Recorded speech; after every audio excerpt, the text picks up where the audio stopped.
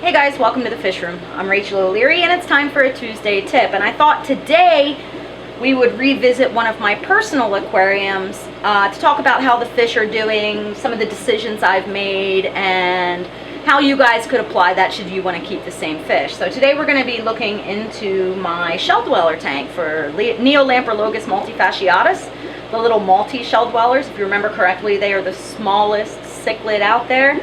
And while they're very small, they are still cichlids. So I just wanted to talk a little bit more about some of the decor choices I've made, how the fish are doing, what I feed them, how I maintain the aquarium, and things like that, because I have a ton of fry right now, and I know that a lot of you are really interested in keeping this fish. So let's take a deeper dive into Maltese.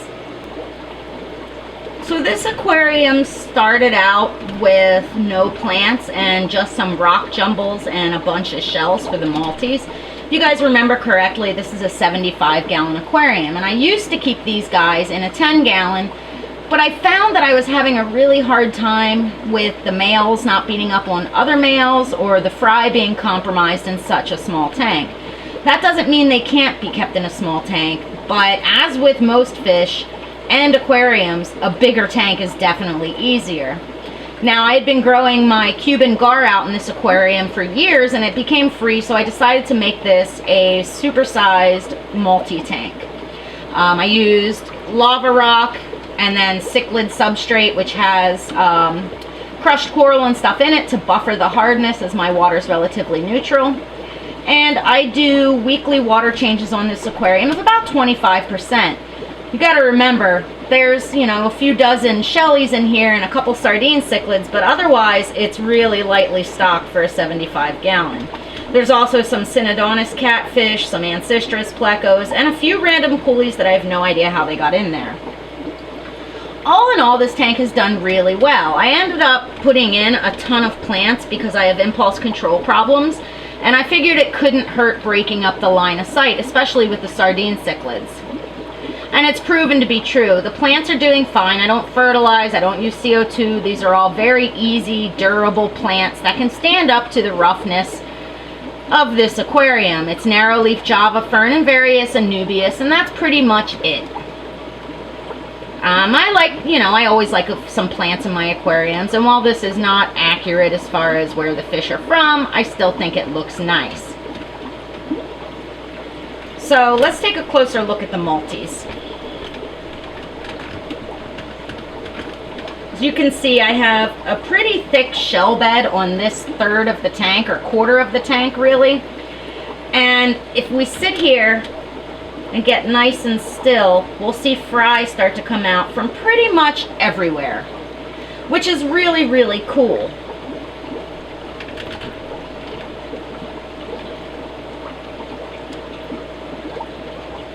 There's fry of all sizes, probably about 50 fry in here right now. Let's see if we can find some of the teeny tiny guys. I know there's some, yep, right here in the front underneath that shelly. You can see some new babies coming out. And they tend to stick pretty close to the openings of the shells in order to prevent being picked off. And you'll see these parents are still guarding their shell. That's how new the fry are. But if we look back in the back, right in front of that sponge filter, you'll see some fry that are substantially older. Now these guys have small spawns, it's only like maybe 6 to 10 babies each time, and with younger fish it's even fewer. But with this amount of shells, which is really about 4 shells per adult fish, there seems to be plenty of space for those fry to, look, there's new teeny tiny babies in the very, very back too. With this many shells, it really seems like the survival rate is extremely high of these guys. That being said, with having fry in basically every little territory in this aquarium, I feel like I want to extend my shell base over into the other part of the aquarium. Some of the shellies have started to spawn.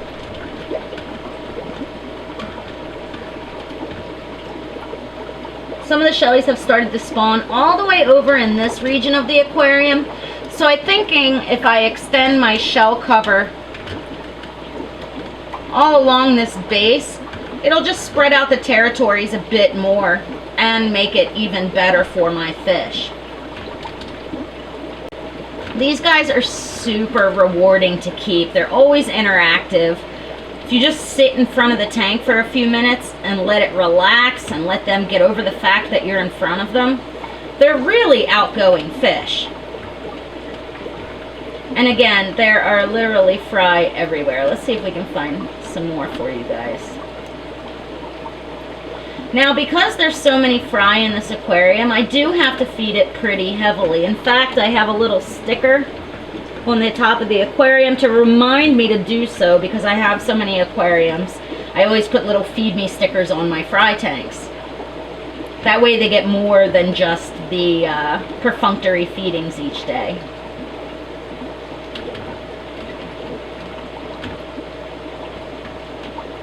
You see little tiny babies in that front left.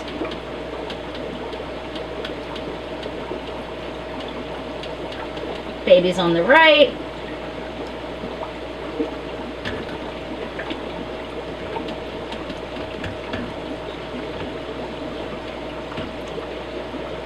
There's usually some in that middle section as well. New teeny tinies in the back by that big white shell. New teeny tinies here in the middle. As you can see, this tank has a lot of fry. So I have collected, I usually just buy escargot shells from Amazon for these guys. There are some vendors that do sell some really, really nice shells, but you know, the price is right on the escargot shells, the size is right, the shape is right, and they're relatively inexpensive. So all I'm going to do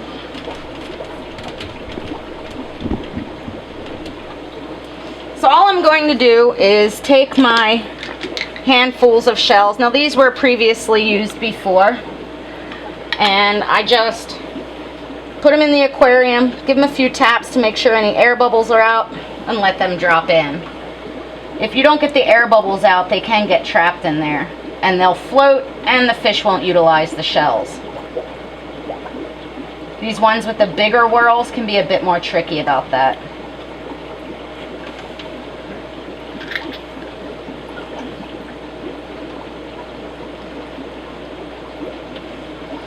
So I just want to make sure these guys have plenty of breeding spaces and spaces to establish their territories as their populations continue to increase. I don't want to have fights or damaged fish or killed fry because there's not enough shells. And while I do have a lot in here, they're all in that one concentrated area, so I want to make sure I put some more.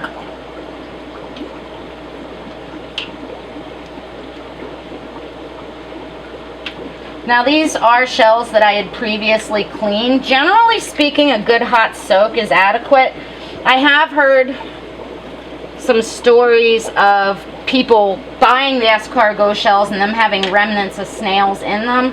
I've never experienced that, so I have never bothered to boil them. I just give them a nice rinse in hot water.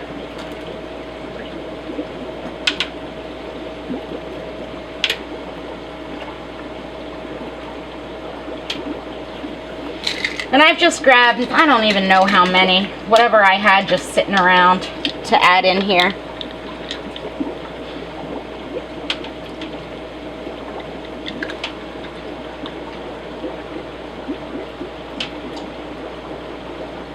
Now you certainly could use PVC or things like that for shellies. There's absolutely no reason. They'll use anything that has space for them to get inside and feel safe. I just, you know, I do like the aesthetic of the shells. I'm going to even add some of the white ones into these other ones.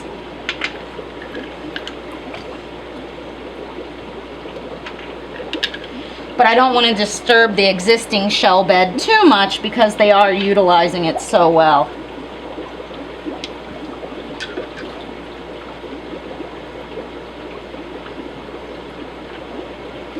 Now let's feed them and see who comes out of the woodwork.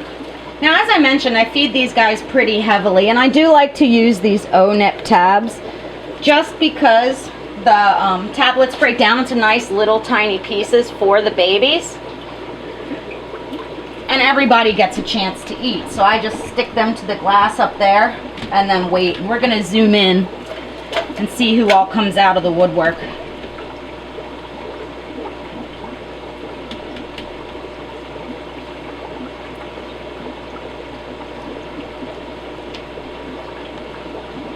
You can see all sizes of babies in here if you look really closely. See that big group of babies in the front there?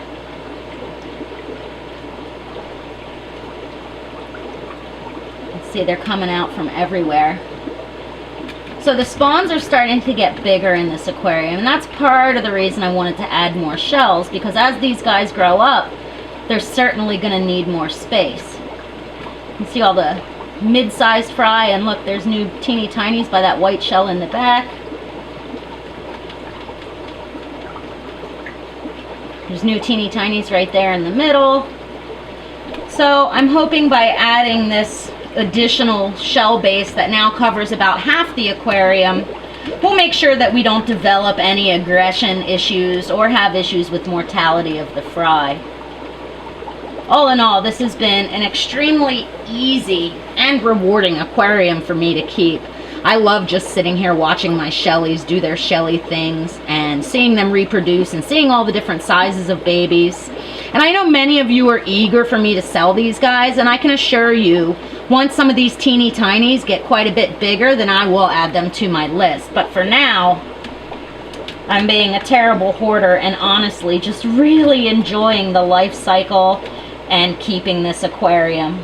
I mean, as we look around, there are really just babies everywhere. And the thing I like best about Shelly's is that it doesn't take much effort on our part other than keeping the water clean, feeding them well, and providing appropriate housing for them to just breed like this, like crazy.